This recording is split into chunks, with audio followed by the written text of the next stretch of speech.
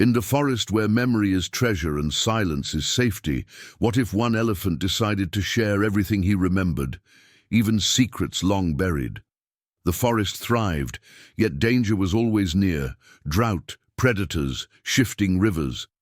The elephant remembered lessons from decades past, and he longed to pass them on, to save not just himself, but all who lived here. Memory is heavy, yet it can lift others. The young animals doubted, the predators questioned, yet the forest paused to hear. Knowledge challenges instinct. Some scoffed, some listened, but together they began to act, slowly weaving the elephant's memories into their daily survival.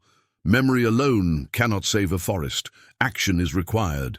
Chaos struck, but the creatures, guided by shared wisdom, began to move as one. The elephant's memory, once his alone, had multiplied through action and listening.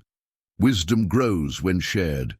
The forest knew this, and so did its creatures. Every creature carries knowledge. Every memory has the power to protect, to teach, to unite. Perhaps the forest shows us the truth. Wisdom multiplies when it is shared. Subscribe, like, share, and comment for more fables.